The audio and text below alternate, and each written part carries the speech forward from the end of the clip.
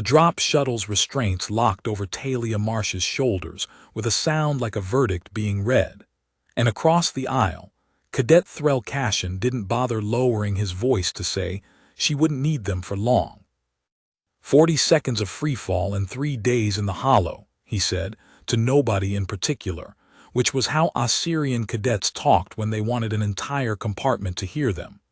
I give her the freefall. Nobody laughed. That was almost worse.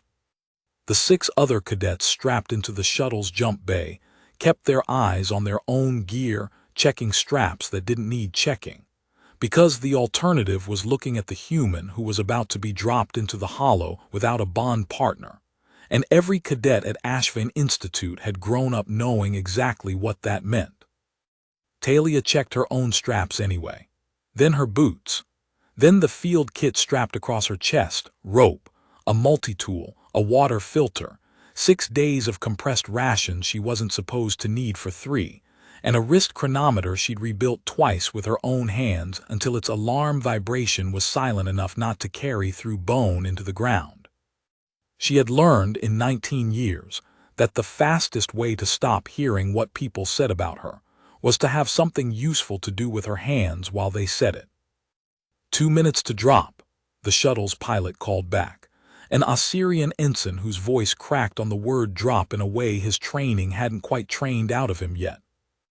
On the observation deck of Ashvane's ordeal control, 40 kilometers above the drop zone, Commandant Rhessa Vantorin stood with both hands folded behind the small of her back and watched the shuttle's transponder blink steadily toward the hollow's outer marker on the tactical plot, and did not let her face show any of the 7 things she was thinking. "You could still pull her," said Instructor Sol Danvir at the console beside her, not for the first time that morning. "The regulation requires a bonded partner for entry. It doesn't require you to interpret the loophole in her favor." "The regulation requires a bonded partner or written waiver from the Chief Huntmaster," Rhessa said. "I signed the waiver 11 days ago. I am not in the habit of unsigning things." "You are in the habit of losing cadets who go in without a bond," Danvir said, quieter now, and Rhessa let that one land without answering it, because it was true, and because the last cadet she had lost that way had wintered under her own name for 6 years before Rhessa had stopped flinching at the sound of it.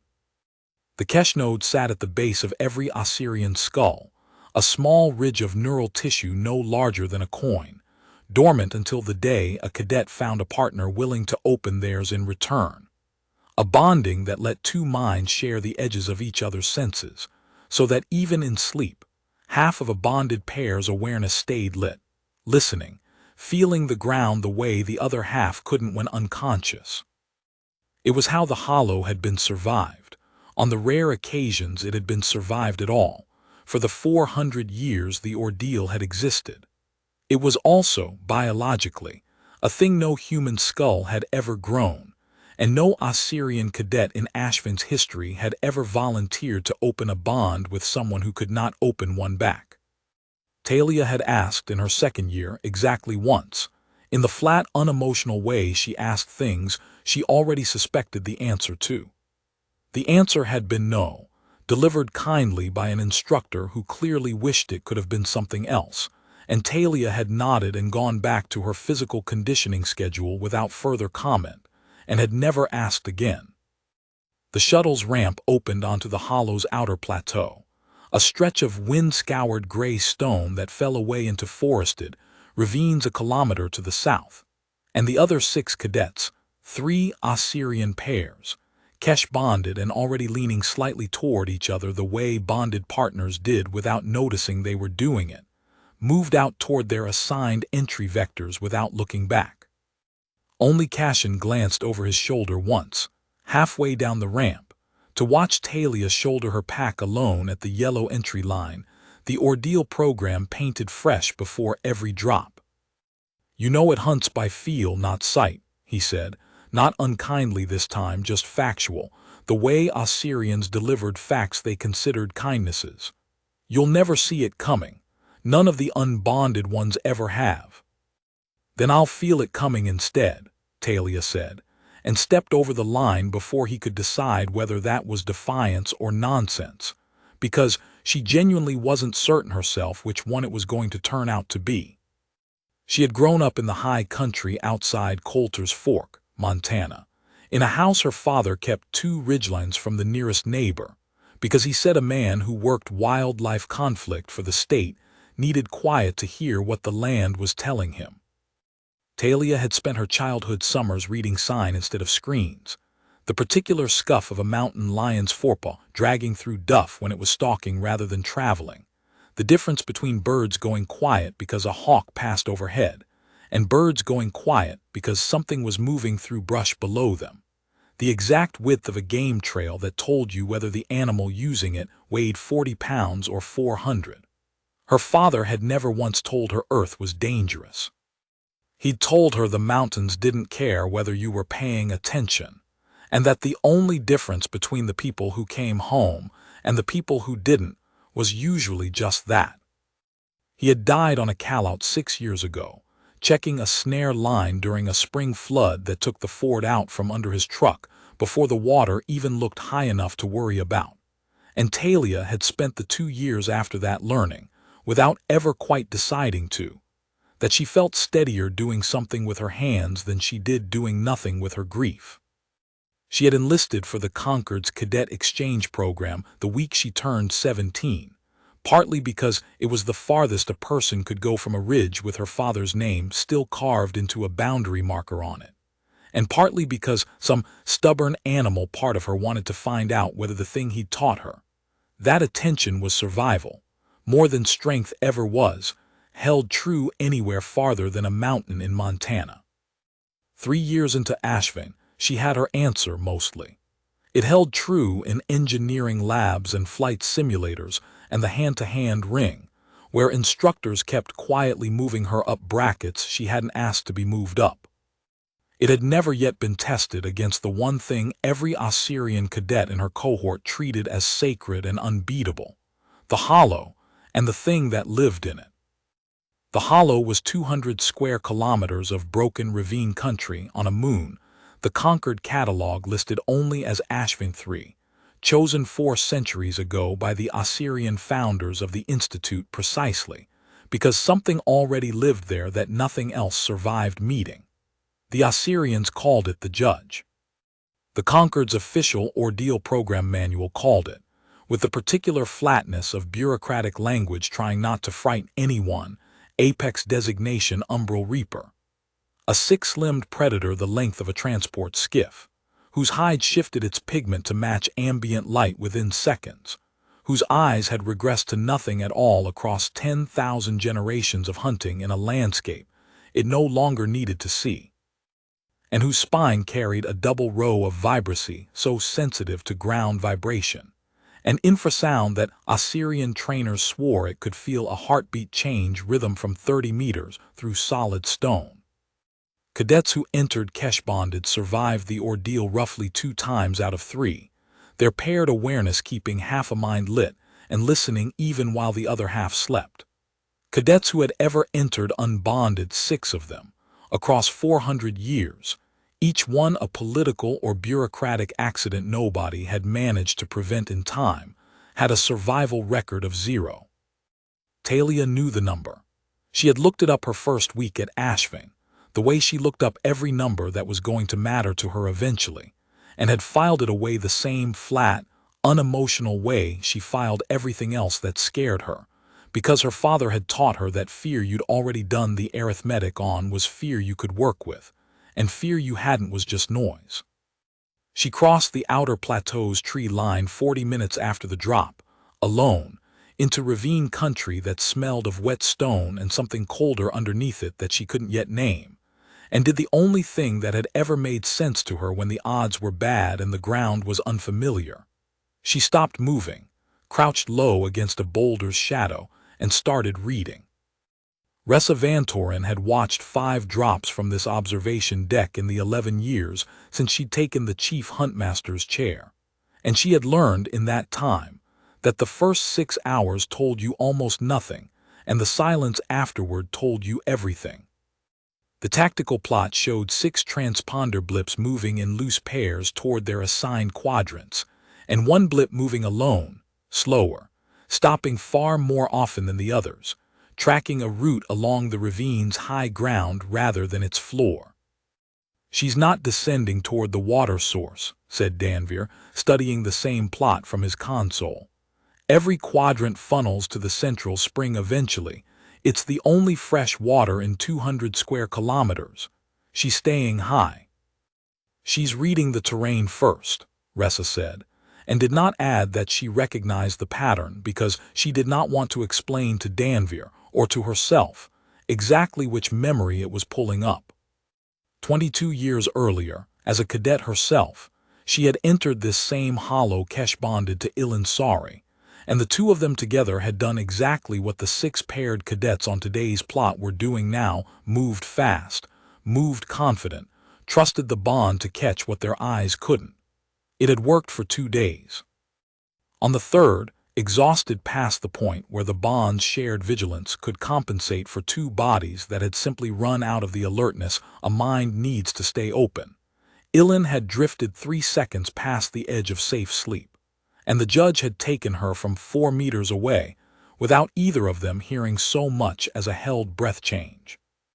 Rhessa remembered, with the specific unbearable clarity grief reserved for the moments a person most wanted to forget, that she had woken first that third night, some instinct dragging her up out of sleep for no reason she could name, and had lain still for nearly a full minute beside Ilan's breathing before deciding the wrongness she felt was nothing, an aftertaste of nerves rather than a warning, and had let herself drift back down. She had never told anyone in 22 years that she had woken at all. It changed nothing about what happened after. The bond's shared vigilance had been built to compensate for exactly this, one mind dimming while the other stayed lit, and Ilan's half had been the one that dimmed, not Rhessa's. But she had carried the minute anyway, turned it over more nights than she could count, because some small, unforgiving part of her had never stopped believing that a better commander, a more disciplined cadet, might have trusted that instinct instead of naming it nerves and rolling back towards sleep. Rhessa had lived. She had never once, in the 22 years since, believed that fact reflected anything about her own competence rather than sheer geometry. She had been facing the wrong direction at the wrong angle, and it had cost Ilan instead of her, and the coin toss of that had followed her into every command decision she'd made since. She had rewritten the ordeal's entry regulations herself, 4 years into her tenure, to require a bond partner for exactly this reason.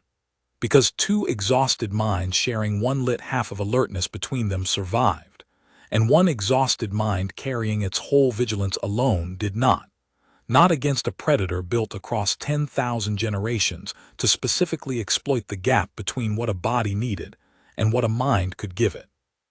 She had signed Talia Marsh's waiver 11 days ago anyway, and she still was not entirely certain, watching the lone blip stop moving again, whether that had been mercy or cowardice.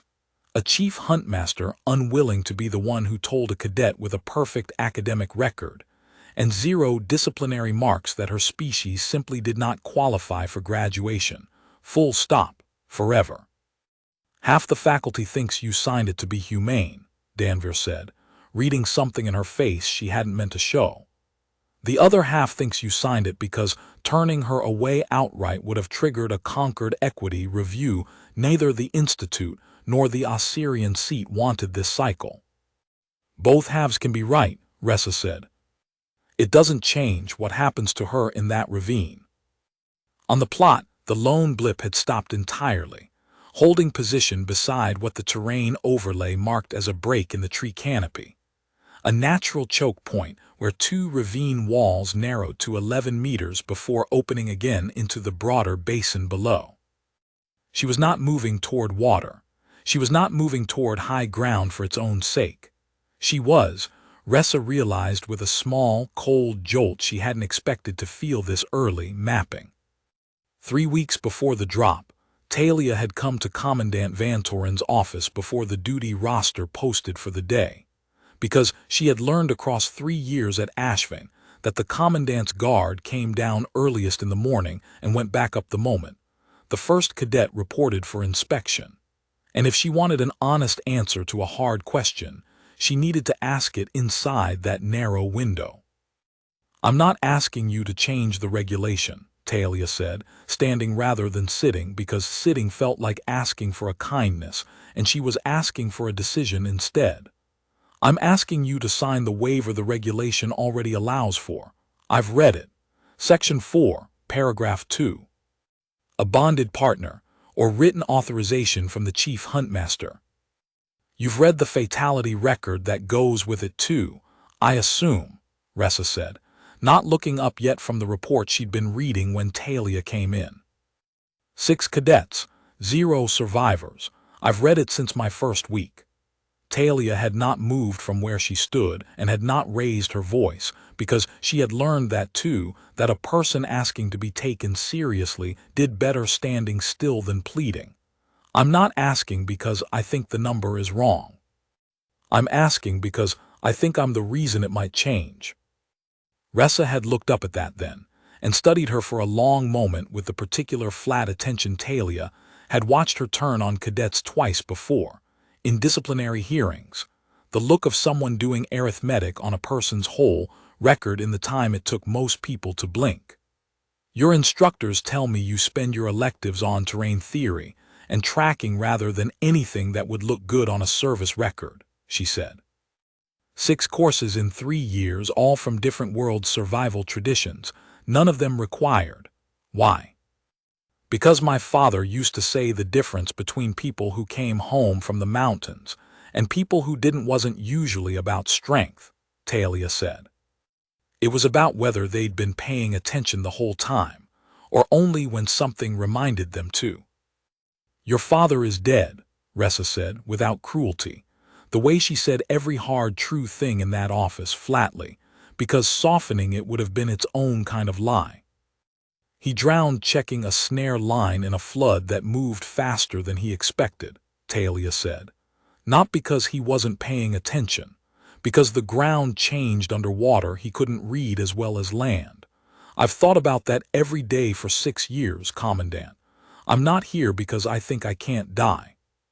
I'm here because I think the hollow is ground, and ground is the one thing in this galaxy I actually know how to read." It was the longest speech she had given anyone at Ashvane in 3 years, and she watched it land on Rhessa's face without any of the reaction she'd half expected. Not moved, not annoyed, just weighing, the way she weighed everything. And Talia made herself hold still through the silence that followed rather than fill it with anything more. "I am going to have Instructor Danvir run you through a field assessment," Rhessa said finally. "Live terrain, no simulation, no advance notice of the parameters. If you pass it the way I suspect you will, I'll sign the waiver. If you don't, this conversation doesn't happen again, and you graduate on the standard track a year behind your cohort, waiting on a policy review that may or may not ever come. Are those terms acceptable?" "Yes."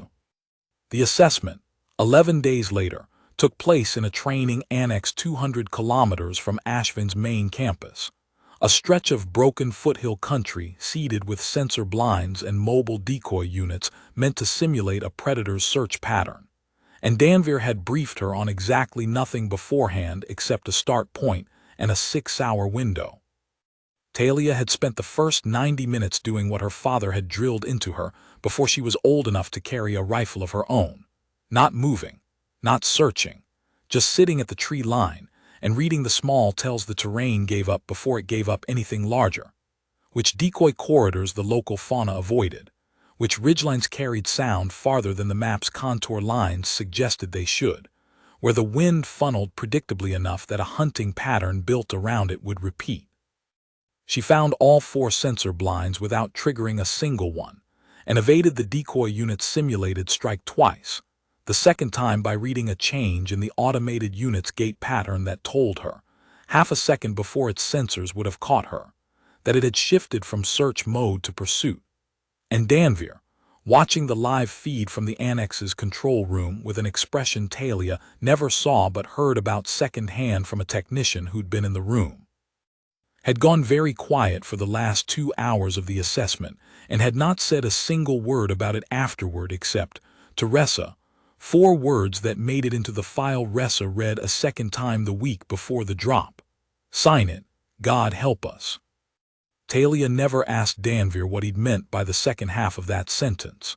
She suspected, from the way he still looked at her afterward, not warmer, exactly, but careful in a new way, the way a person looked at something they'd underestimated once and did not intend to underestimate twice, that the answer would not have comforted her, and she had enough to carry into the hollow already without adding someone else's fear to the pack. Her father had taught her to build her first deadfall trap the summer she turned 11, in the high timber above Coulter's Fork, using nothing but a fallen aspen trunk, a figure-4 trigger carved from green wood, and the patient, unhurried explanation that a trap wasn't really a weapon at all. It was a question you asked the ground, built so that only one answer was possible, and then you waited to see if the ground agreed with you. She had built dozens more after that, for pest control mostly, gophers and the occasional coyote taking chickens, and had cried the first time one worked exactly as designed, not from guilt, but from the strange, outsized pride of having predicted something true about a piece of world larger and older than she was. She thought of that trap, sitting outside Vantorin's office 11 days before the assessment result came back, more than she thought of anything else about the hollow. Not the 6 names on the fatality list, not the 0 in the survival column, just a figure-4 trigger holding a log stone still above an aspen ridge, waiting for the one weight it had been built to answer. Rhessa signed the waiver 2 days after the assessment report crossed her desk, and told Danvir, when he asked whether she was certain, that certainty was not a thing this decision had ever offered her. Only the difference between 2 kinds of regret, and she had decided, after 22 years of carrying one kind, that she owed it to herself to find out whether the other kind felt any different. She had not told Talia any of that.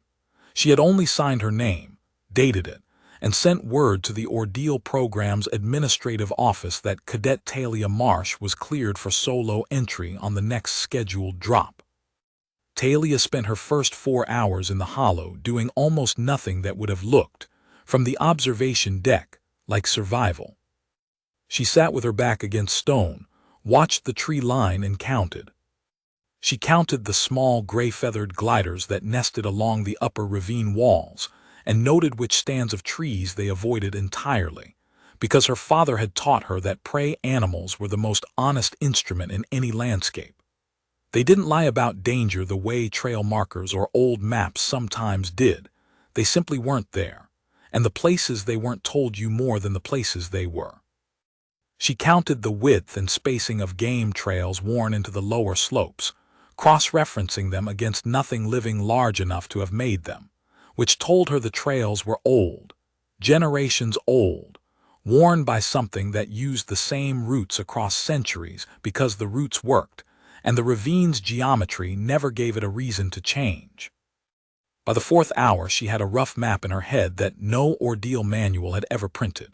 3 habitual crossing points where the ravine narrowed enough to force anything moving through it onto a predictable line, 1 basin where the gliders never nested at all, and a central spring 2 kilometers south that every game trail in the region eventually bent toward, exactly the way the Ordeal manual said it would, because water didn't care what species was reading the terrain around it.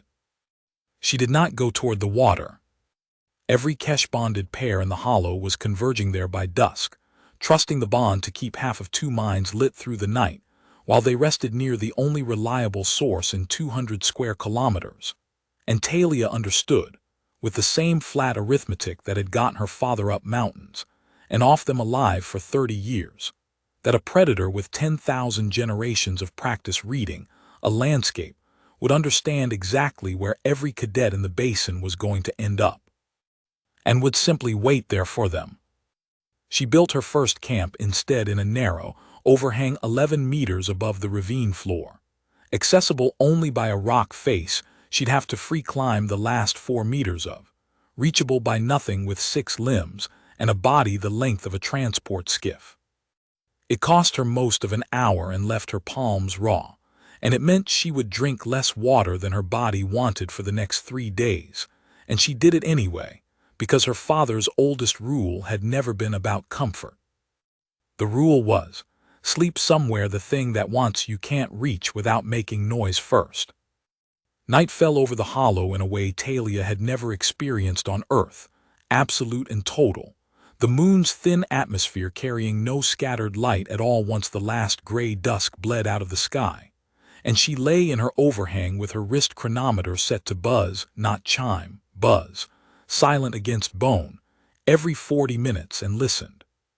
She heard in the first hour, wind moving through the ravine's upper channels, a sound like breath through a long throat. Small night gliders shifting in their nests. Distant water, the spring 2 kilometers south, carried on some acoustic trick of the stone walls that made it sound both close and impossibly far at once. She did not hear in the first hour anything that sounded like a predator, because she had already understood from the manual and from Cassion's warning on the ramp that she would not. The judge did not announce itself. It moved by feel, through vibration and infrasound too low for a human ear, and the only warning any bonded cadet had ever gotten of its approach came from inside a shared mind, not from the world outside it. Talia did not have that warning available to her.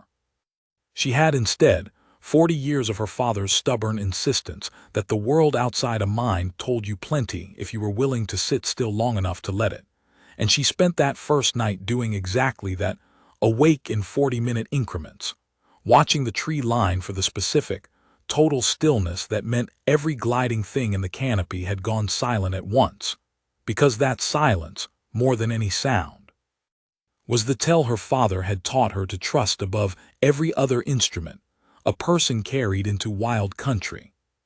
Nothing came. By dawn, she had survived the first night the manual's 0 survivor statistic said she wasn't supposed to survive, and she allowed herself exactly 1 full minute of feeling that fact land in her chest before she got up, drank precisely as much water as her filter had produced overnight, and started mapping the second ravine system to the west. The second cadet pair went missing at the central spring on the morning of day 2, and the entire tenor of ordeal control changed the moment. Their twin transponders both stopped moving at once. Cadets Ussa Threndar and Corvin Bale, Danvir read off the console, his voice gone careful in the way Rhessa recognized from every previous loss she'd sat through in this chair. Kesh-bonded, third-year standing, entered together at the northern vector, transponders stationary for 6 minutes now, no distress signal triggered. They wouldn't get the chance to trigger one, Rhessa said, and did not need to explain why, because everyone on the observation deck had grown up understanding, the way Ossyrian children absorbed certain truths before they had words for them, that the judge's kill was fast enough that the only mercy in it was speed. She authorized the recovery team without hesitation. 4 instructors in armored transport, standard protocol, confirm status and retrieve remains if retrieval was survivable to attempt, and turn back to the plot where 4 transponders now moved instead of 6, 2 Ossyrian pairs still active, and 1 lone blip that had spent the entire night motionless in an overhang 11 meters above the ravine floor and was now, as the light came up gray and thin over the hollow, moving again, west. Away from the spring, every remaining cadet on the plot was converging toward. She's the only one not heading for water, Danvir said. She hasn't been heading for water since the drop, Rhessa said. I don't think she intends to. It should have troubled her more than it did, watching a cadet make a choice that ran directly against 4 centuries of ordeal doctrine. What troubled her instead, in a way she found harder to name, was that the choice made a kind of sense she couldn't fully dismiss. Every bonded pair the judge had ever taken across 4 centuries had been taken near water, near the place doctrine told them to go, because doctrine had calcified into habit, and habit was exactly the kind of thing a 10,000-generation predator learned to read. The recovery team's report came back 40 minutes later, delivered in the clipped, flattened voice instructors used when they'd seen something they didn't want to describe twice. Cadets Threndar and Bale had been taken within 11 meters of the spring's edge, in daylight, mid-morning, in direct violation of every statistical pattern the ordeal program's 4 centuries of data sets should have protected them. No struggle marks. No warning cry logged on either transponder's audio buffer. One moment 2 bonded minds sharing a lit half of vigilance between them, and the next moment nothing at all. Rhessa stood very still at the observation deck's rail for the length of time it took her to make her face stop wanting to do anything, and thought, with the particular cold clarity grief always arrived wearing for her now, that the judge had gotten smarter across the 22 years since Illin. Or that it had always been this smart, and Rhessa had simply spent 2 decades letting doctrine tell her a story about predictable danger because the alternative, an intelligence patient enough to study a species' habits for 400 years and adjust, was a great deal harder to plan a training program around. 2 pairs remain in the hollow, she said aloud, to the deck, to nobody, to the record the Institute kept of every word spoken in this chair during an active ordeal. 1 unbonded cadet. Recovery team, hold position at the spring in case of further contact. All other stations, maintain passive monitoring only. No further intervention, unless a cadet triggers distress. And her? Danvir asked, meaning the lone blip, now 4 kilometers west of the spring and descending into a second ravine system the terrain overlay hadn't fully mapped. Rhessa looked at the transponder a long moment before she answered. Passive monitoring, she said, the same as everyone else. It was the correct answer, by regulation. It did not feel, standing there, like the whole answer, and Rhessa Vantorin had commanded this program long enough to know that the gap between correct and whole was usually where the things she'd regret later were hiding. Talia felt the ground change before she understood why, 4 kilometers west of the spring, in the mid-morning hours of the second day, and she would spend a long time afterward trying to describe to people who hadn't been there exactly what change had meant, because it hadn't been a sound, and it hadn't, at first, been anything she could point to on the terrain around her. It was, she decided eventually, closer to the stillness her father used to call held breath country, a particular quality certain pieces of land took on when every living thing on them agreed, all at once, and for reasons none of them could have explained to each other, that something dangerous was close enough to matter. The gliders in the canopy above her had not gone silent. They had simply not been there to begin with, and it took her a full minute of walking to realize that the absence itself was the tell, because every other stretch of ravine she'd crossed in the last 18 hours had carried at least a few of them, nesting in whatever cover the walls offered, and this stretch, a shallow defile running north off the main ravine, exactly the kind of secondary channel the ordeal manual's terrain data called an alternate route between grazing grounds, had none at all. She stopped. She did not run, because her father's rule about a sudden absence of prey had never been moved faster. It had always been moved slower, because whatever had emptied a stretch of ground that thoroughly was either already gone or still there, and the only way to find out which without becoming the answer yourself was to give the ground time to tell you. She crouched against the defile's western wall, in the thin shadow of an overhang too shallow to climb into, and waited, counting her own pulse the way she'd trained herself to since the drop, and at 4 minutes she found it. A depression in the drift silt at the defile's center, wide as a serving platter, six-stowed, the edges still sharp enough that wind hadn't had time to soften them. A track. The first physical evidence she'd found in a day and a half that the thing hunting this hollow was not an abstraction built out of Cashin's warnings and the ordeal manual's flat statistics, but an actual animal that had walked this actual ground, recently enough that the print still held its edges, and Talia felt something in her chest go very cold and very still at the same time, the particular sensation her father used to call the mountain looking back. She did not touch the print. She photographed it with the small recorder in her field kit, more out of the same flat instinct that made her log every other piece of data she gathered than out of any belief it would matter to anyone if she didn't come back. And then she did the thing that had kept her alive for a day and a half already. She read the rest of the ground around it. The track pointed north, deeper into the defile, and beside it, half obscured under a fall of loose scree, she found the second thing that told her more than the print itself had drag marks, 4 meters of them, ending at a scatter of small bones picked clean enough that insects hadn't yet found what was left. Prey. Something roughly the size of a large dog, taken here, dragged here, and eaten here, which told Talia 3 things at once. The way a good piece of sign always told you more than one thing if you were patient enough to read all of it. The judge did not always carry its kills back to a den, which meant it felt safe enough in unclaimed territory to feed in the open. The kill was recent enough that the judge itself might still be within the same square kilometer of ravine. And the defile she was standing in, quiet and empty of every other living thing, was exactly the kind of ground the judge considered its own. She was 3 ravines away from the collapse point she hadn't found yet, with no plan and no high ground within easy reach, and every rule her father had ever taught her about country where a predator had just fed said the same thing. Leave now, without hurrying, along the route that put the most stone and the fewest sightlines between you and the kill site. She had covered maybe 60 meters back the way she'd come, moving in the low, unhurried crouch she trained her body into over the last day and a half, when the vibration reached her, not sound, not yet, just a pressure change against the soles of her boots, rhythmic, heavy, moving somewhere behind and above her on the defile's eastern rim. She did not look up.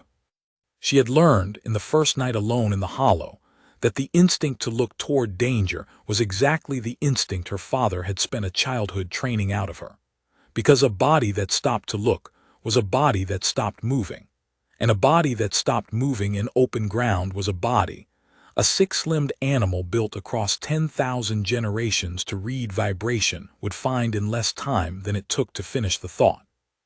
She kept her pace exactly as it was, eyes on the ground 8 feet ahead of her boots, and angled toward the nearest stone cover, a jumbled fall of boulders 40 meters south that the defile's wall had shed some geological age ago, without once breaking the rhythm of her own steps into anything that would read, to a spine full of vibrancy tuned for exactly this, as fear.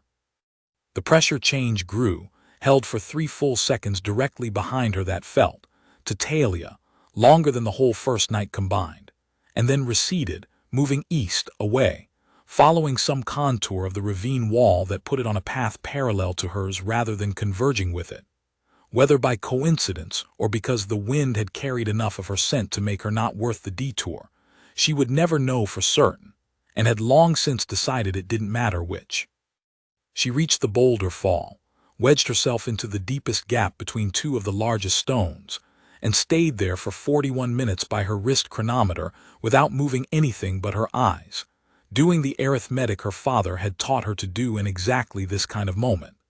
Not what almost happened, because almost was a story you told yourself afterward, and it never changed anything that mattered, but what the ground had just told her that she hadn't known before. It had told her 3 things. The judge hunted this quadrant regularly enough to have a known kill site. It moved along the ravine rims as often as the floors, which the manual's terrain data had never once flagged as a pattern. And it could pass within 20 meters of a living, breathing target and lose her entirely. If the target gave it nothing to read, no panic in the footfall, no change in breath, no story told through vibration that didn't match the ordinary rhythm of wind and stone. That was the piece of information she carried west with her for the rest of the day, turning it over the way her father used to turn a piece of sign over in his hands before he'd tell her what it meant, until it became, By late afternoon, standing at the edge of a scree-choked narrows 9 meters across, the shape of an actual plan. Talia found the collapse point on the afternoon of day 2, and knew within an hour of studying it that it was the closest thing to a plan her father's arithmetic could give her against something she could neither outrun nor outsense. It was a natural narrows where the western ravine's walls pinched to 9 meters across a scree slope, unstable enough that Talia's first careful footstep on the loose upper shelf had sent a hand-sized chunk of stone skittering 40 meters down into the ravine floor below. She had stood at the top of it for a long time afterward, watching the dust settle, running the same calculation her father used to run out loud when he was teaching her to read a mountainside. How much weight, applied where, would turn instability into inevitability? The ordeal manual's terrain data, which she had memorized before the drop with the same flat thoroughness she applied to everything, listed the western ravine system as a secondary route between the 2 habitual water sources in this quadrant, not the primary path any hunting animal would default to, but a route it would use if the primary path became, for whatever reason, less attractive. Talia intended to make it less attractive. She had spent the first day and a half doing nothing that looked like aggression, moving quietly, staying high, disturbing as little of the ravine's normal signature as she could manage. And she understood, turning the collapse point's geometry over in her mind, that the entire second half of her plan required doing the opposite. It required, eventually, being loud enough, and visible enough, and present enough at exactly the wrong moment, that something with 10,000 generations of patience decided she was worth the effort of a different route. She spent the rest of day 2 building the trigger. It was not sophisticated work, because she did not have sophisticated materials. A coil of rope from her kit, 4 meters of support cable she stripped from a drop pod locator beacon she'd found half buried in silt near the ravine's northern lip, presumably lost by some earlier ordeal cycle and never recovered, and a length of aluminum strut from the same wreckage, bent and rebent until it held the shape she needed. She wedged the strut beneath the largest loose slab on the scree shelf's upper edge, ran the cable from the strut down and across the narrows at ankle height, where nothing without a very specific reason to be looking for a tripwire would think to look, and anchored the far end to a boulder on the opposite wall with a knot her father had taught her for exactly one purpose: to hold under sudden load and then release cleanly, no snags, no half measures. Her father had taught her that knot on the tailgate of his truck the autumn she turned 13, using a loop of yellow polypropylene rope and a stick standing in for a trap's trigger arm, and he had made her tie it 40 times in a row before he was satisfied, not because 40 was a number that mattered, but because he wanted her hands to find the pattern without her mind having to walk them through it. The way a hand that has tied 100 knots stops thinking in steps and starts thinking only in the shape of the finished thing. A knot that fails when you need it isn't a knot, he'd told her. It's a story you told yourself about a knot. And she had carried the sentence with her, mostly forgotten, until her hands found the pattern again 11,000 light years from that tailgate, tying the exact same loop around a stripped support cable with the same unhurried certainty he'd drilled into her before she'd understood why it mattered. She tested the rig twice before she trusted it, once with a stone the size of her own fist, dropped from the upper shelf to confirm the strut's release angle, and once more carefully, with almost the full weight the trigger would eventually need to bear, easing a boulder against the wedge point by increments and watching the cable's tension climb, until she was satisfied the geometry would hold under a sudden, violent load rather than release early under her own careful testing. Both times, some small, doubting part of her mind ran the same question in the background. What if the judge's actual weight distribution across 6 limbs, spread wider and lower than anything she'd calibrated for, simply failed to trigger the strut at all, and she'd spent 6 hours and most of her remaining daylight building a trap that a predator built across 10,000 generations of crossing unstable ground would simply walk past without ever loading the one point she'd rigged it to answer. She had no way to test that question except to find out, and finding out was the entire plan. It took her the better part of 6 hours, working in the heat of the day when the ordeal manual's own statistics said predator activity in this quadrant historically dropped. And by the time she finished, her hands were raw again, and she had precisely enough daylight left to climb back to a defensible position and eat a third of her remaining rations before the light went entirely. She did not know, lying in her second overhang that night, lower this time, closer to the trap, a deliberate trade of safety for proximity, she debated with herself for a full hour before committing to it, whether the judge would ever come near the collapse point at all. She had built a plan on a foundation of educated guesswork about an animal she had never seen, using instincts trained on mountain lions and grizzly bears 11,000 light-years and one entirely different biosphere away. It was, by any rational measure, a thin thread to hang a life on. It was also, she reminded herself, watching the stars wheel overhead through a gap in the ravine wall that showed none of Earth's familiar constellations, the same kind of thread her father had hung his life on for 30 years, and it had held every single time except the one time a flood took the ground out from under him before any pattern reading in the world could have warned him. She was not facing a flood. She was facing something that moved through terrain according to rules, however alien, and rules were the one thing Talia Marsh had never in her life stopped trusting herself to learn. Her chronometer buzzed against her wrist at the 40-minute mark, silent, and she opened her eyes into total dark and listened, the way she had listened every 40 minutes since the drop, for the specific total stillness that would mean something enormous had entered the canyon below her. The gliders in the canopy above the collapse point had gone quiet an hour before she expected them to settle for the night on their own. Talia did not move. She lay flat against the overhang stone floor, slowed her breathing the way she'd taught herself across 3 years of hand-to-hand conditioning, and waited because her father's second oldest rule, right behind sleep somewhere it can't reach without noise, had always been, when the silence changes, you don't go looking for what caused it. You let it come to you, on ground you already chose. Rhessa did not sleep the second night of the ordeal, and told herself it was because a chief huntmaster owed that much vigilance to any cycle with an active fatality, and did not examine too closely whether that was the whole truth.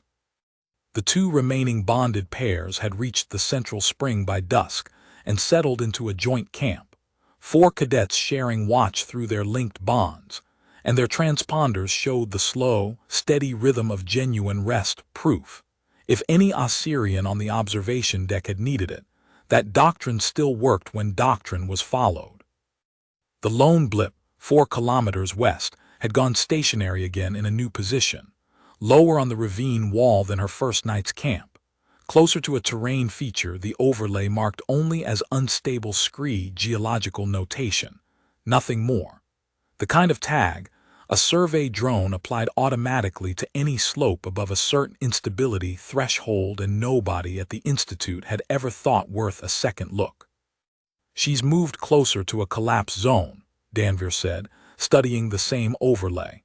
That's either carelessness or she's found something in the terrain the manual didn't flag. She hasn't been careless yet, Rhessa said, and heard, in her own voice, something she hadn't intended to let through. Not quite admiration, not yet, but the early shape of it, the shape it took before a commander let herself name it out loud and thereby become responsible for whatever the naming implied about her judgment.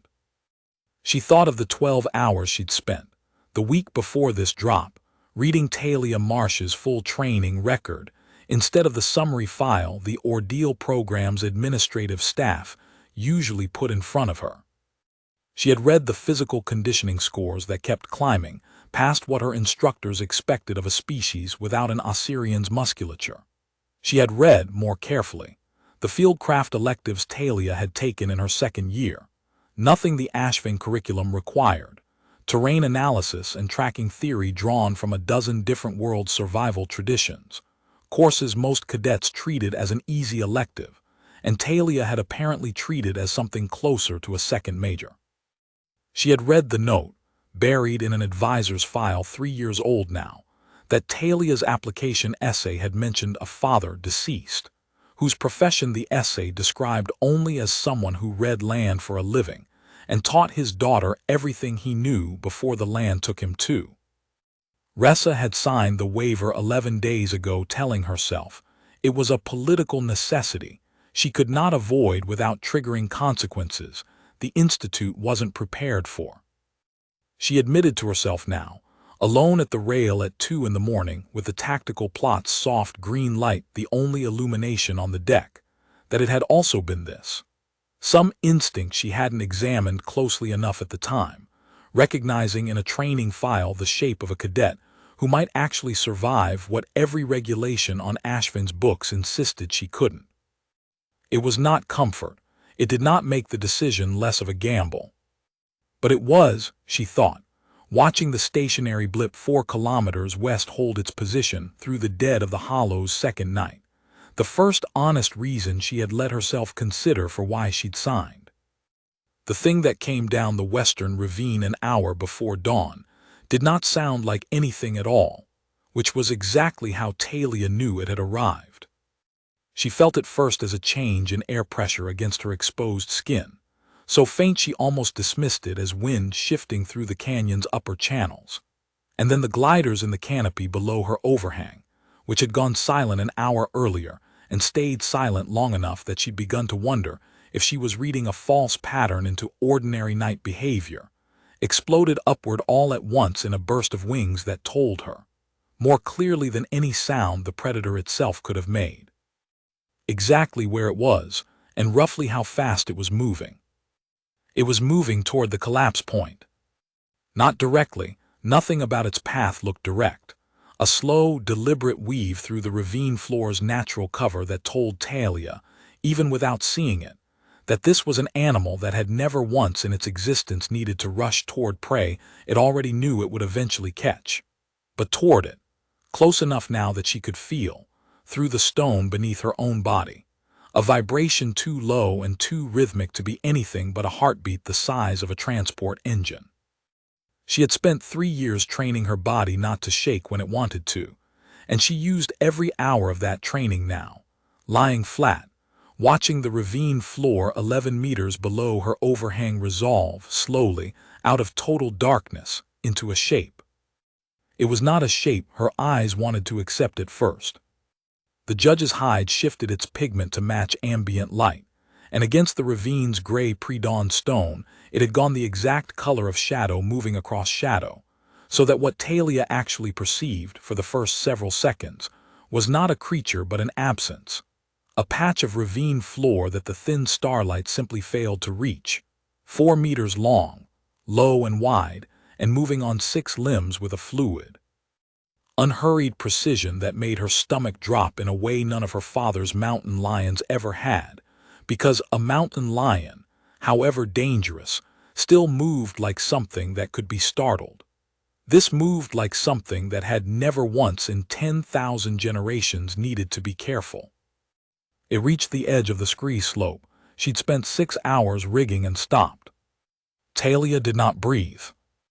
She watched the vague dark shape hold position at the narrow's edge for a length of time she would later, trying to reconstruct it, estimate at almost 2 full minutes. The vibrancy along its spine, barely visible even now as anything more than a faint double ridge of deeper shadow, moving in small, searching arcs, and she understood, with a cold drop of dread that briefly threatened every ounce of her father's training, that it was reading the ground exactly the way she had spent 2 days reading it. It had felt something in the scree's disturbed weight distribution, some faint echo of the 6 hours she'd spent shifting stone and running cable across the narrows, and it was deciding, with an intelligence her ordeal manual's flat statistics had never once tried to account for, whether the terrain ahead of it had changed in a way worth investigating. Talia had spent 3 days telling herself she understood, in the abstract, what 10,000 generations of unbroken advantage looked like in an animal's body, the way the ordeal manual's clinical prose had tried to describe a predator that had never once needed to learn caution, because nothing in its evolutionary history had ever survived teaching it any. She understood now, watching it read the disturbed scree with the same unhurried confidence a person might show checking a familiar staircase for a step they already half remembered creaking, that the manual's prose had been an act of restraint.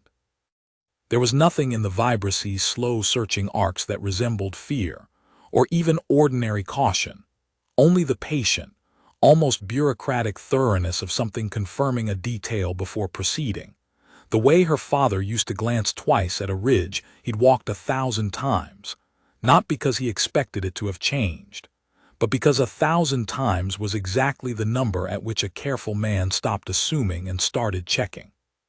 She found, lying flat against the overhang stone with her own heartbeat loud enough in her ears to worry her it might carry through the rock, that some part of her almost respected the checking. It was the same discipline she'd spent 3 days building her entire plan around. She had simply never expected to see it wearing 6 limbs and no eyes at all, 4 meters long, deciding in real time whether she was worth the trouble she very much intended to be. For a long, terrible moment, Talia believed it would simply turn back and take the primary route instead, and every calculation she'd built the last 2 days on would collapse into nothing more than wasted effort, and a body left exposed on the wrong side of the ravine when it eventually doubled back to find her by another path. Then it stepped onto the scree. It moved lighter than its size should have allowed, distributing its weight across all 6 limbs in a pattern that told Talia, even in the terror of the moment, that this was an animal that had crossed unstable ground 1,000 times before and trusted its own instincts about where the failure points lived.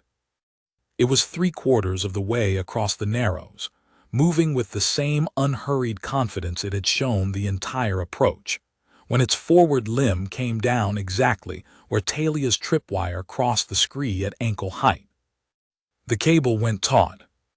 The strut she'd wedged beneath the largest loose slab tore free of its housing with a shriek of metal that Talia felt in her back teeth, and the upper shelf of scree she'd spent 6 hours studying let go all at once.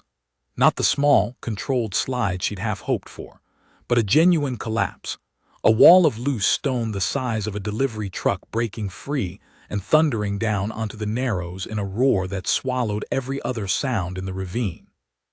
The judge screamed. It was the first sound Talia had heard it make in 10 minutes of watching, a sound that came not from a mouth but from somewhere deep in its chest cavity, a resonant, furious bellow that vibrated the stone under her own body hard enough to rattle her teeth. And through the settling dust she saw it half buried under the collapsed shelf, one hind limb pinned beneath a slab the size of a ground car, its front 2 limbs clawing at loose stone with a strength that was already, even as she watched, working the slab loose from the debris field around it. She had perhaps 90 seconds before it freed itself. She had known, rigging the trap, that a collapse alone would not be enough. An animal of that size and strength would work its way free of loose scree eventually, injured or not, and the entire second half of her plan, the part she had turned over and over in the dark of her second night trying to talk herself out of, required her to be close enough when it did to finish what the collapse had started. She was already moving, down the rock face from her overhang, boots finding holds she'd memorized 2 days earlier for exactly this reason, the sharpened aluminum strut she'd salvaged from the drop pod beacon and kept honed against stone every night since gripped in her right hand. She reached the base of the collapse with the judge's front 2 limbs almost free. Its scream dropped now to a low, furious rumble that she felt more than heard. And for 1 full second, the longest second of her 19 years, longer than the flood, longer than the funeral, longer than anything her body had ever been asked to hold, she stood at the edge of the debris field and looked at something the length of a transport skiff, clawing itself loose of a collapsed ravine wall 6 meters away, and understood exactly how badly her own arithmetic could still be wrong. Then its blind, sensing head turned toward her, vibrancy flaring wide, and Talia stopped thinking in numbers at all. It came free of the collapse faster than she'd planned for, dragging its pinned hind limb in a way that told her the leg was broken but not disabling, and closed the 6 meters between them in under 2 seconds, fast enough that Talia's only advantage, the only advantage her father's whole life of reading dangerous country had ever actually given her, was that she had already chosen where she would stand, and it had not yet chosen where she would die. She threw herself sideways into the narrow gap between 2 collapsed slabs, a space no wider than her own shoulders, and the judge's forward strike. A single limb tipped with something she registered only as a blur of dark keratin, hit stone instead of flesh with an impact that showered her in rock chips and left her ears ringing. It could not follow her fully into the gap. Its body was too wide, and for the first time since she'd watched it emerge from the ravine floor's darkness, Talia saw something in its movement that looked less like patience and more like frustration. A predator that had spent 10,000 generations never once needing to solve a problem this specific, prey that had chosen ground it could not simply overpower. It reached instead, one limb forcing its way into the gap after her, and Talia understood, with the same flat clarity her father used to describe reading a cornered animal's last options, that she had perhaps 2 more strikes in her before it either widened the gap enough to reach her fully or gave up and repositioned to a different angle she hadn't accounted for.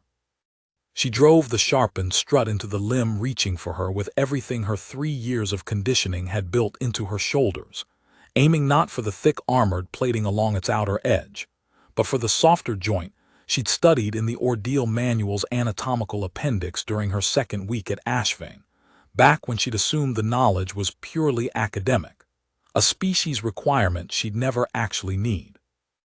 The strut went into the hilt. The judge's scream, when it came this time, was different, higher, sharper, a sound with real pain in it rather than fury, and the limb withdrew from the gap so violently it tore the strut from Talia's hands and left it embedded, still, in the wound.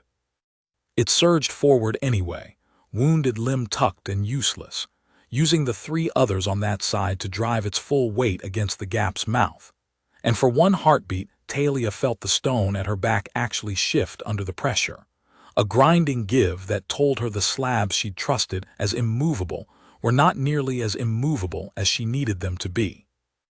A second limb, uninjured, forced its way in after the first, low, sweeping along the gap's floor in a blind, searching arc that came within a hand's width of closing around her ankle, before she folded herself backward against the narrowing stone hard enough to feel it bruise the length of her spine. She understood in the single cold second it took to process the near miss, badly misjudged how much of its body it could still bring to bear even wounded, and the mistake would have cost her the fight and very possibly her life if the gap had been even the width of a hand wider at its narrowest point. A margin she had chosen with a ruler and a topographic scan 3 days earlier and had not, until this exact moment, understood as the entire difference between surviving the next 10 seconds and not. She did not wait to see what it did next. She scrambled deeper into the gap between the slabs, out the far side into open ravine floor before its ruined limb could reposition to block her, and came up running toward the 2nd position she'd scouted 2 days earlier without ever quite admitting to herself she was planning for exactly this moment. A narrow crevice 30 meters upslope, too tight for anything the judge's size to enter, where she could hold ground and force it to either withdraw or keep bleeding out against stone it could not break. It did not follow immediately. Talia reached the crevice with her lungs burning and her hands shaking now that there was finally a half-second to let them, and turned back to see the judge holding position at the base of the collapsed shelf, its injured hind limb dragging, its forward limb, the one she'd driven the strut into, held tucked against its body in a posture that looked, even to eyes that had never studied this species before 3 days ago, unmistakably like an animal deciding whether continued pursuit was worth a cost it had never before been forced to calculate. For a long moment, in the gray light of a dawn just beginning to break over the hollow's eastern ridge, the 2 of them held their positions and simply looked at each other. Talia wedged into a crevice too narrow for the thing hunting her to enter, the judge standing wounded at the base of a rockslide it had never seen coming, both of them, in the strange quiet that fell after violence. Doing the same thing every predator and every prey animal Talia's father had ever taught her to read eventually did at the edge of a fight neither side was certain it could finish. Recalculating. Then, with a low, rumbling sound that Talia would spend the rest of her life unable to fully describe to anyone who hadn't heard it, not quite retreat, not quite acknowledgement, something closer to the specific silence, a very old, very patient thing made when it decided a piece of ground had simply stopped being worth what it would cost to hold.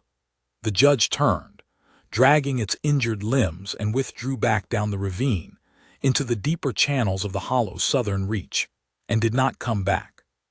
Talia stayed in the crevice for 11 more minutes by her wrist chronometer before her legs would agree to carry her out of it, and when they finally did, she did not celebrate, and she did not cry, though some distant, exhausted part of her recognized that she probably should have done one or the other. She simply sat down on the nearest flat stone, put her raw and shaking hands flat against her knees the way she had every single time her father had ever asked her to steady herself after something frightening, and breathed, until the ravine around her stopped looking like a battlefield and started looking again like ground. On the observation deck, Rhessa Vantorin had watched the lone blip's transponder go through 6 minutes of movement too erratic and too fast for anything but violence, and had come within one word of ordering the recovery team to divert west against every regulation governing passive monitoring during an active engagement. When the movement stopped, held steady in a position the terrain overlay marked as a narrow crevice, and simply stayed there. "Life signs," Danvir said, his voice gone tight in a way that told Rhessa he had been holding his own breath without noticing. "Elevated heart rate, elevated everything, but active." "She's active." Rhessa did not move from the rail for 11 minutes, watching a single small light hold its position on a plot that had, 22 years ago, shown her exactly this kind of stillness right before it showed her the thing she had spent every year since trying not to remember in detail. When the blip finally moved again, slow, unsteady, but moving west and then south along a route the terrain overlay had no name for because no cadet in 4 centuries of ordeal cycles had ever walked it, Rhessa Vantorin discovered that her hands, folded behind her back with a chief huntmaster's practiced stillness for the better part of 3 days, were shaking, and she did not, for the first time in longer than she could easily remember, try to make them stop. The extraction team found Talia on the afternoon of the 3rd day, exactly where her transponder said she'd be, sitting against a boulder at the edge of the hollow's northern plateau with her field kit still shouldered, drinking the last of her filtered water in slow, deliberate sips the way a person drinks when they've spent 3 days learning not to trust that more is coming.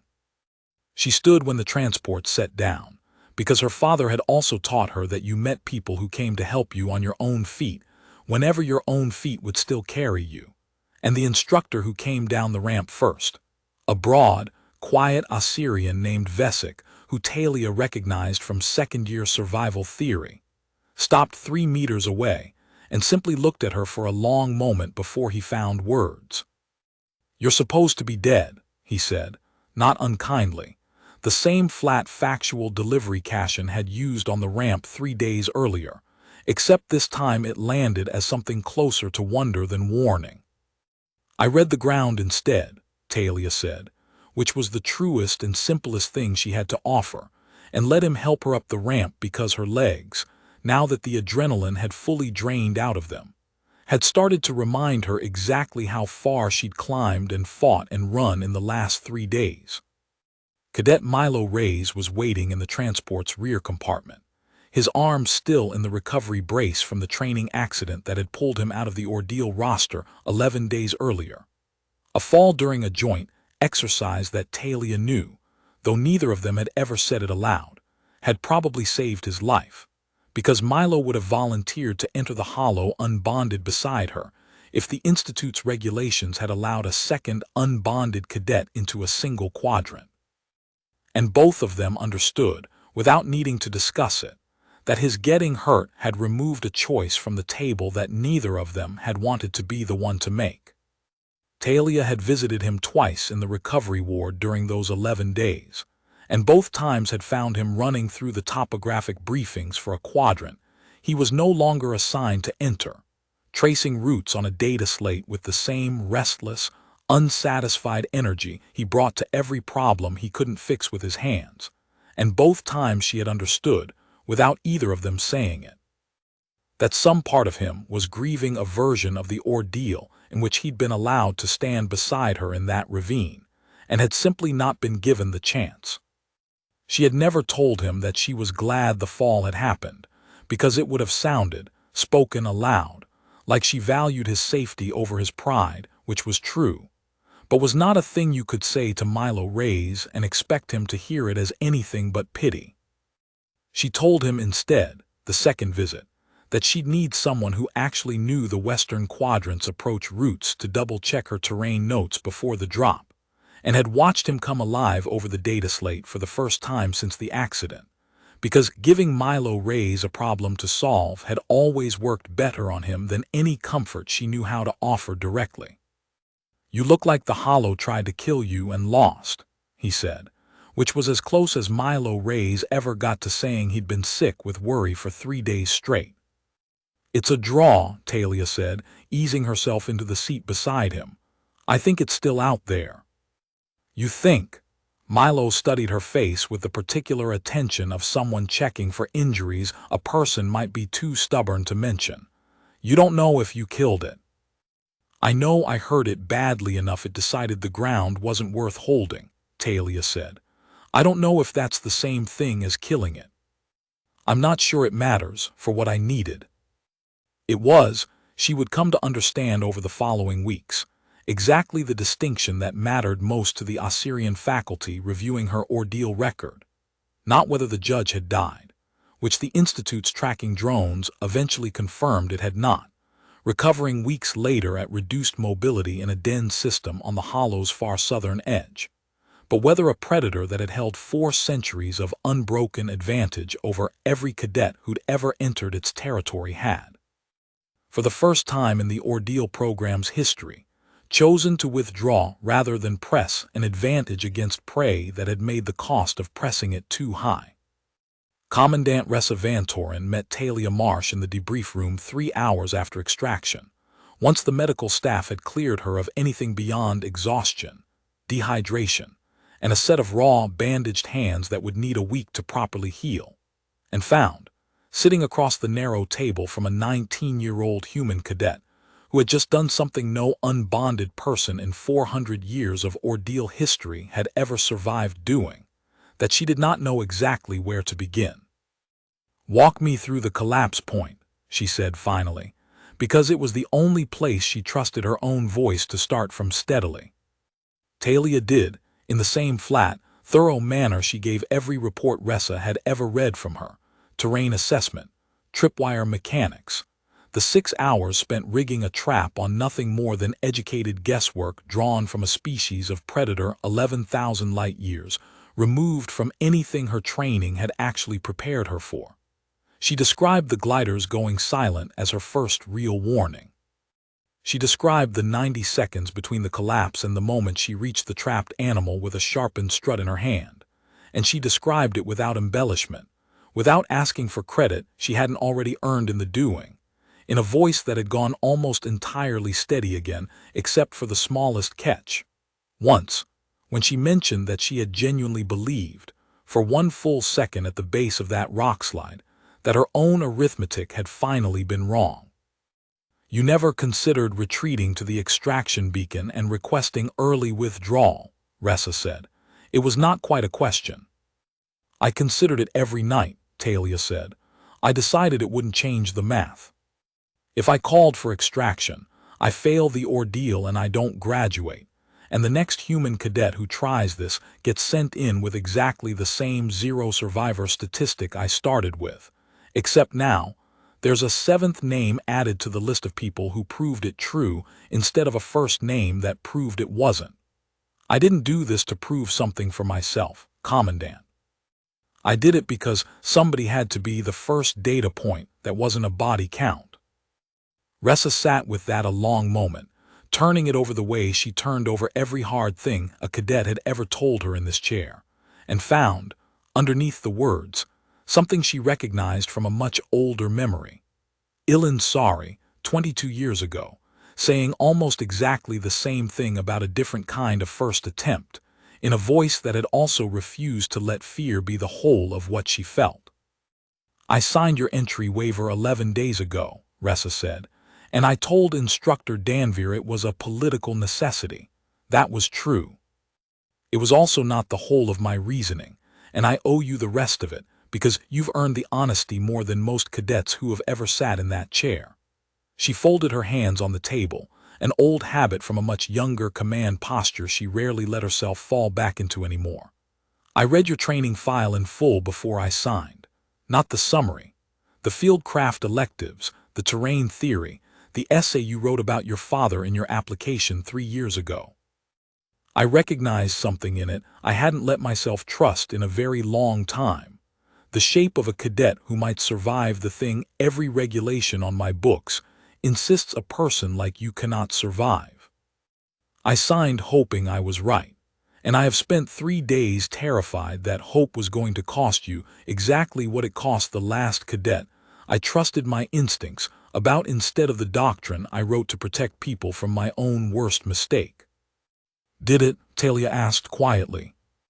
"No," Rhessa said, and something in the single flat syllable carried more weight than Talia suspected the Commandant had let herself show any cadet in a very long time. "It didn't." Danvir found her 20 minutes later, on her way back to the cadet dormitories, standing in the corridor outside the debrief room with the specific stillness of a man who had been waiting rather than merely passing through. Talia stopped when she saw him, because 3 years of his instruction had taught her that Sol Danvir did not linger in corridors without a reason, and he had never once, in all that time, waited for her specifically. "I told the Commandant she was in the habit of losing cadets who go in without a bond," he said, without preamble, the way Ossyrians said the things that cost them something. "I have run this program for 16 years. I have watched 11 cadets die in that hollow, 4 of them mine to train personally, and I built most of what I know about the judge from studying exactly how each of them failed. I did not think you would come back." "I know," Talia said, because she had heard the doubt in his voice on the ramp, second-hand, relayed by cadets who found it easier to repeat a skeptical instructor's exact words than to soften them for her. "I want to know what I was wrong about," Danvir said, "not because I doubt what happened. The recovery drones confirmed the collapse site, the blood trail, all of it. I want to know because I have 16 years of doctrine built on an assumption you just proved incomplete, and I would rather learn where the doctrine breaks from the cadet who broke it than rebuild it blind a second time." It was, Talia understood, the closest thing to an apology Danvir was constitutionally capable of offering, and also a genuine question, and she gave it the same flat, thorough answer she gave every genuine question anyone asked her. "You built the doctrine around what the bond gives a cadet," she said. "Shared vigilance, half a mind always listening even when the other half sleeps. That's real, and I don't have it, and I was never going to get it by pretending otherwise. What the doctrine doesn't account for is that vigilance isn't the only thing that keeps a mind reading danger correctly. Trust in what you're reading matters just as much. Every bonded cadet in that hollow has spent their whole life trusting an instinct that comes from inside another person's nervous system. I've spent my whole life trusting one that comes from the ground itself. Neither one is smarter than the other. They're just different questions asked of the same problem." Danvir studied her for a long moment, the same weighing look she'd first drawn from Vantorin 3 weeks before the drop, and then he did something she had never once seen him do in 3 years of instruction. He nodded slowly, the particular full nod Ossyrians reserved for conceding a point they had genuinely expected to win. "Then I have a great deal of doctrine to rewrite," he said, "and I intend to start with your report." And he left her standing in the corridor with the strange, unfamiliar feeling of having taught a teacher something, which was not a feeling her father's mountains had ever quite prepared her for, and which she decided, walking the rest of the way back to her dormitory alone, she liked considerably more than she'd expected to. The ordeal program's entry regulations were amended 4 months later, following a review board that Rhessa Vantorin chaired personally, and that ran, by Ashvin standards, unusually fast, given how many centuries of doctrine it was revising. The new language did not eliminate the kesh-bond requirement. Bonded pairs still entered the hollow at a survival rate no unbonded cadet could reasonably be expected to match, and Rhessa was not willing to pretend otherwise to any future cohort. It added instead a second pathway, a documented fieldcraft certification, built directly from the terrain reading methodology Talia Marsh had used, and then spent 2 full weeks after her ordeal helping the faculty formalize into something teachable, available to any cadet, human, Ossyrian or otherwise, whose species biology made the bond impossible, and rigorous enough that Rhessa signed her name to it without a single reservation she hadn't already resolved out loud, in that debrief room, on the day it mattered most. Talia graduated that spring in the same cohort as Milo Reyes, whose arm had healed clean, and Threll Cashin, who found her on the parade ground afterward and said, without any of the ramp's old dismissiveness left in his voice, that he'd been wrong about the freefall, and that he intended to make sure the record showed exactly how wrong. She accepted a field commission with the Concord Defense Corps Survey Division rather than the combat track most of her cohort chose, because she had learned, across 3 days in a ravine that had tried and failed to kill her, that the thing she was actually good at was not fighting. It was reading ground other people had already given up on understanding, and finding in it the one path through that everyone else had assumed didn't exist. At the commencement itself, held in Ashvin's central quadrangle under the pale double shadow the Institute's twin moons threw across the stone at dusk, the chief huntmaster's office read out each graduating cadet's name and posting in turn, and when Talia's name came, Cadet Talia Marsh, Concord Defense Corps, Survey Division, Fieldcraft Certification, first of her certification track. The quadrangle went quiet in a way it hadn't for any name read before hers, not the total. Breath-held stillness of the hollow at night, but something adjacent to it, 300 cadets and faculty absorbing, all at once, exactly what the words first of her certification track meant for a program that had spent 4 centuries insisting no such track could exist.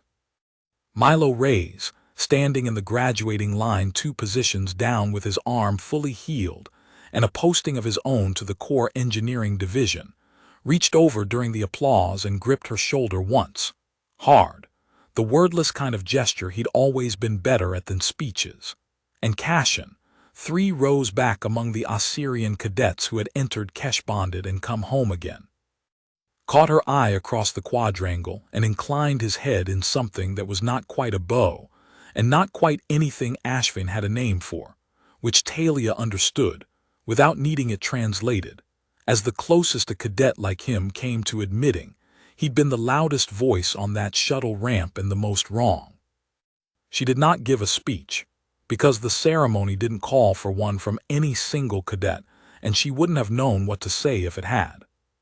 She stood in the line, took the small brass certification pin the Institute had used for 400 years and would, starting with her cohort, use for a 5th kind of graduate it had never previously recognized, and thought, pinning it to a collar her father would never see, that the version of this moment she'd imagined at 17, angry, grieving, determined to prove something to a mountain that had already taken the only person who needed no proving to, had turned out smaller than the actual thing. The way most imagined moments did once you'd lived far enough past the grief that built them to see them clearly. She kept the wrist chronometer. She had it rebuilt a 3rd time before she shipped out, the same silent alarm, the same 40-minute increments, because some habits her father had given her were not lessons in danger at all. She understood now, so much as lessons in attention, the discipline of never assuming the ground had finished telling you what it knew. On her last evening at Ashving, she found Commandant Vantorin alone on the observation deck, watching the same tactical plot that had once shown a lone transponder holding still in a crevice for 11 unbearable minutes, and stood beside her without speaking for a while, the way two people did when neither of them needed the silence explained. "The hollow's still out there," Rhessa said eventually, "still hunting. Still smarter than any doctrine we've ever written about it." "It's not supposed to be beaten," Talia said. "I don't think that was ever really the point. I think the point was just proving it could be met on ground you chose instead of ground it chose for you." Rhessa looked at her a long moment, and something in her weathered, iridescent eyes, 22 years of a grief she had never fully set down, softened now, not healed but no longer entirely alone in the carrying of it, came as close to a smile as Talia had ever seen cross the Commandant's face. 400 years, Rhessa said, and it took one cadet who trusted a mountain more than a bond to teach the rest of us that the ground was never the enemy. It was just the only teacher patient enough to wait until someone finally listened. Talia thought of her father, of ridgelines and flood water, and 30 years of a man who had never once told her the world was dangerous, only that it didn't care whether she was paying attention, and found, standing on a moon 11,000 light-years from every mountain he'd ever taught her to read, that she was still listening, and that some part of him always would be too. "Then I suppose we'd better keep teaching it," she said, and the two of them stood together at the rail while the last light fell over the hollow, watching a ground that had once written her off as certain to lose, and had learned instead exactly how wrong it had been.